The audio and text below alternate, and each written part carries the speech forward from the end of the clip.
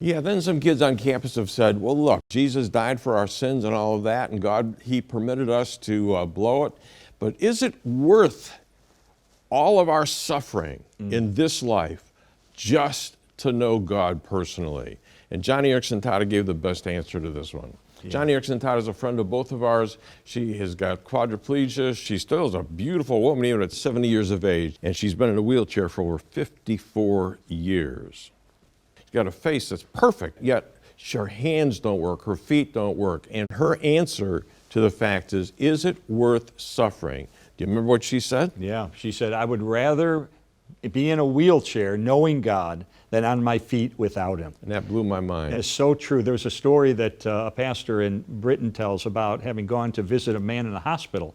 And this man had fallen down a flight of stairs when he was a toddler and had terrible back injuries as a result. And so he goes in the hospital, and this young man made the statement that he believed God is fair. And the pastor said, well, wait a minute. How old are you? And he said, 17 years old. And he said, how many years have you been in the hospital? And he said, 13 years. And the pastor said, and you're telling me you think God is fair?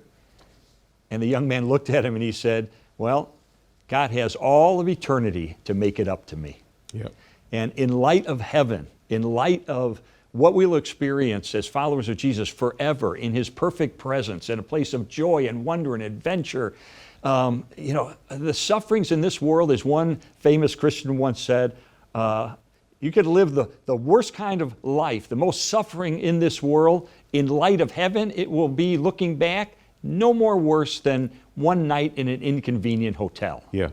I want to talk to the people that aren't like Joni Eareckson Tada, that have gone to the extreme of pain or are lying on a deathbed. The fact is, they're just Christians that are going to church.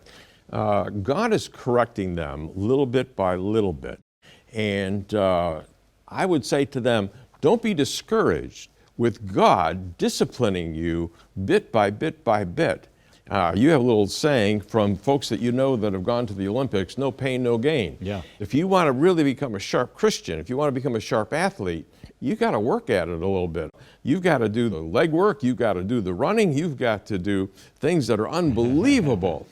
But if you're a Christian, God brings these things in to shape our lives as Christians because He wants us to look like His Son, Jesus.